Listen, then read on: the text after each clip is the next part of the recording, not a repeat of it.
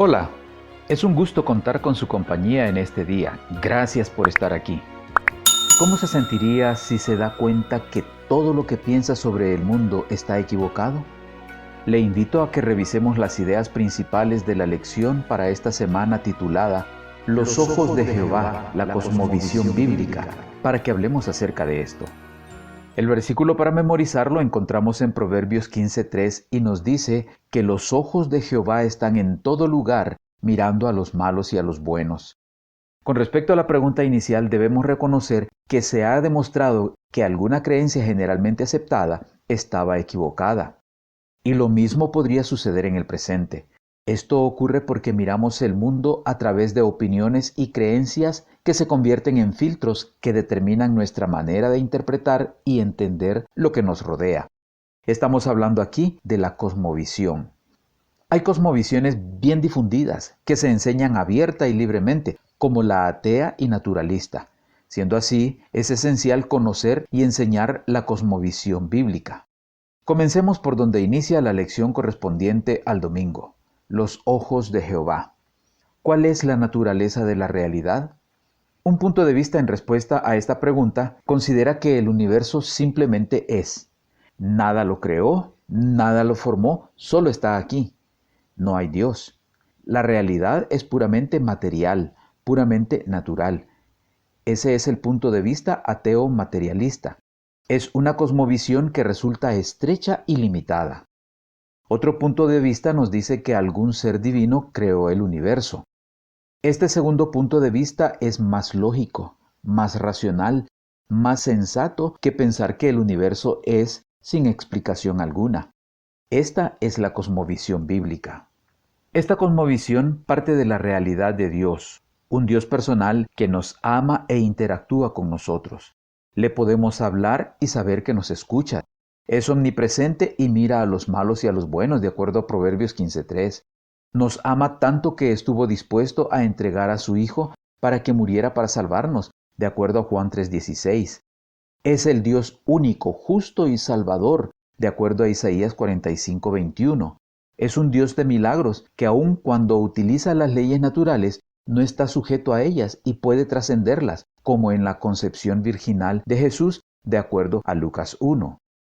Es necesario enseñar esta cosmovisión bíblica porque el mundo intelectual, en su mayoría, enseña abiertamente, como ya dijimos, la cosmovisión atea y naturalista, afirmando erróneamente que la ciencia la apoya. Continuemos considerando la lección para el día lunes, la pregunta de Leibniz. Gottfried Wilhelm Leibniz, pensador y escritor alemán, probablemente hizo la pregunta más básica y fundamental: ¿por qué hay algo en lugar de nada?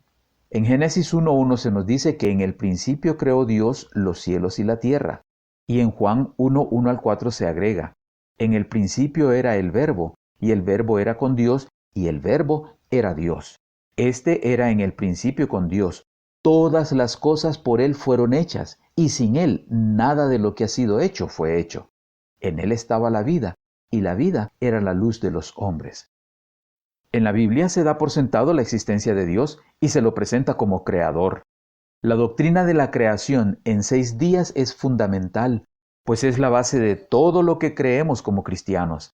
Nada tiene sentido independientemente de la realidad de Dios como nuestro creador. Por lo tanto, la cosmovisión bíblica debe enfatizar la importancia de esta doctrina.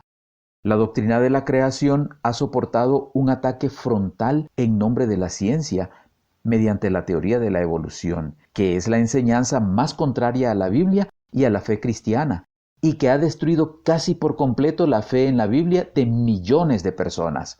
Por eso no hay manera de armonizar la creación con la evolución, así se llame a esta última teísta, que es cuando llega a ser peor aún que la evolución atea. Cumplir con lo que dice el cuarto mandamiento en Éxodo 20:8-11 nos permitiría tener siempre presente que Dios es el creador. La lección para el día martes nos enseña sobre la cosmovisión bíblica. Nadie es neutral en su percepción del mundo. La cosmovisión aceptada y adoptada determina su interpretación. Los cristianos deberíamos hacer de la Biblia el texto fundamental de nuestra fe.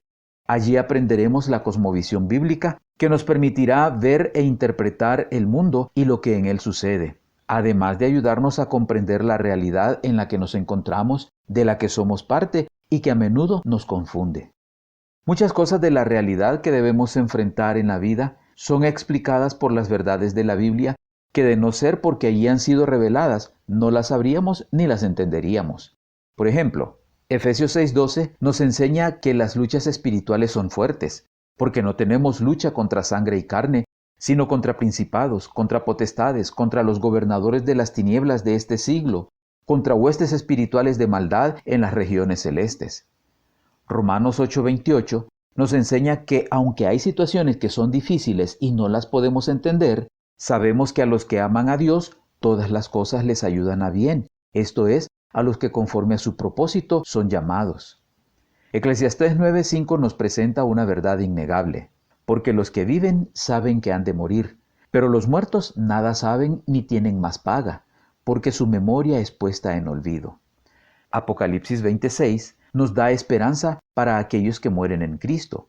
Bienaventurado y santo el que tiene parte en la primera resurrección. La segunda muerte no tiene potestad sobre estos, sino que serán sacerdotes de Dios y de Cristo y reinarán con él 1000 años.